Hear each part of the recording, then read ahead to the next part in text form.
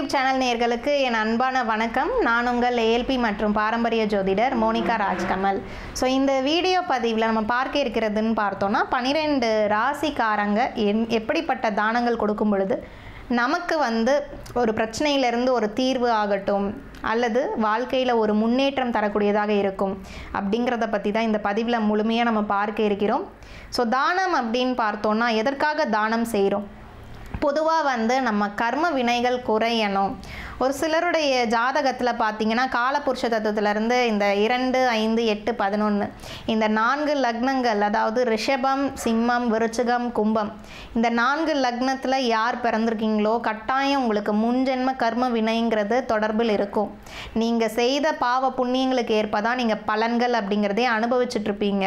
So ஒரு சிலர் சொல்கிறத கேட்டிருப்பீங்க, முன் ஜென்மத்தில் என்ன பாவம் செஞ்சனோ இந்த ஜென்மத்தில் இப்படி படுத்தி எடுக்கிறாங்கன்னு சொல்லி இந்த மாதிரி புலம்பல் நிறையா கேட்டிருப்பீங்க. ஸோ அது எல்லாத்துக்குமே காரணம் நம்ம செய்த கர்ம வினைகள் மட்டும்தான். ஸோ இந்த கர்மா அப்படிங்கிற ஒரு வினை பயன் நம்மளை தொடர்ந்து கொண்டே இருக்கும். அதை எப்படி நீக்குவதுன்னா இந்த தானத்தின் வழியாக தான் நமக்கு அந்த தடங்கள் ஆகட்டும், ஒரு துன்ப நிலைகள் ஆகட்டும், இது எல்லாமே நீங்கும்.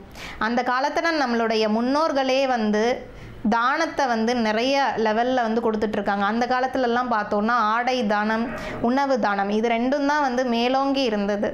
ஆனால் இப்போ நடைமுறையில் பார்த்தோன்னா நமக்கு வாழ்க்கையில் எவ்வளோ சந்தோஷம் வருதோ அதற்கு நிகரான துன்பமும் நம்ம ஃபேஸ் பண்ணிகிட்ருக்கோம். ஸோ இப்போ அந்த துன்பத்திலிருந்து எப்படி வெளிவரது, இந்த 12 ராசிக்காரங்களுக்குமே எந்தெந்த தானங்கள் சிறப்பான ஒரு பலனை தரும் அப்படிங்கிறத பார்ப்போம். ஸோ முதல்ல அப்படின்னு பார்த்தோன்னா மேஷ ராசி. ஸோ யாரெல்லாம் இந்த மேஷ ராசியில் பிறந்திருக்கீங்களோ உங்களுடைய ராசிநாதன் எடுக்கும் பொழுது செவ்வாய் பகவான். ஸோ இந்த செவ்வாய் பகவான் ராசிநாதனாக வரனால நீங்கள் செய்யக்கூடிய தானம் மெயினாக செவ்வாய்க்கிழமை அன்று தான் செய்யணும். அதுவும் யாருக்கெல்லாம் செய்யணும் அப்படின்னு பார்த்தோன்னா உடல் ரீதியாக நோயுற்று இருக்கிறவங்களுக்கு மருத்துவ செலவுகளுக்கு உண்டான பணத்தை நீங்கள் கொடுக்கலாம். அல்லது மருந்து மாத்திரை உங்களால் முடிஞ்ச அளவுக்கு ஒரு 100 ரூபாய்க்கோ இல்லை உங்களால் எவ்வளவு முடியுமோ, பணம் கணக்கு கிடையாது, இவ்வளவு தான் அப்படிங்கிறதும் கணக்கு கிடையாது. தானத்தில் உங்கள் கையால் 1 ரூபா முழு மனதோடு போட்டிங்கன்னா அதுவே பெரிய விஷயம்தான். ஸோ அதனால் உடல் நோயுற்று இருக்கக்கூடிய நபர்கள், ஹாஸ்பிட்டல் செலவுகள் செய்யக்கூடிய நபர்களுக்கு நீங்கள் உங்களால் முடிந்த பண உதவியாகவோ அல்லது மருந்து மாத்திரை உதவியாகவோ நீங்கள் செய்யும் பொழுது உங்கள் வாழ்க்கையில் ஏற்படக்கூடிய தடைகள் அனைத்துமே விலக ஆரம்பிக்கும். ஸோ மெயினாக இதை செவ்வாய்க்கிழமை அன்று செய்யணும். செவ்வாய் ஹோரையில் செஞ்சிங்கன்னா ரொம்பவே சிறப்பு.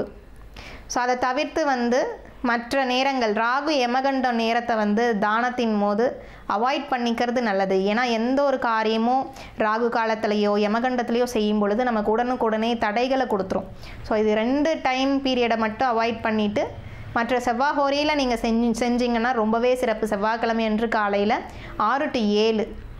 ஸோ இந்த ஹோரையில் குறிப்பிட்டு இந்த மருந்து மாத்திரைக்கு உண்டான தானத்தை நீங்கள் செய்யும் பொழுது உங்கள் வாழ்க்கையில் ஏற்படக்கூடிய பிரச்சனைகள், நீங்களே உடல் ரீதியாக மாத்திரை சாப்பிட்டுட்டு இருந்தாலும் சரி, ஹீமோக்ளோபின் சார்ந்த பிரச்சனைகள், இரத்த அணுக்கள் குறைபாடு, ஸோ இது எல்லாத்துக்குமே ஒரு தீர்வு அப்படிங்கிறது உங்களுக்கு உறுதியாக உண்டு.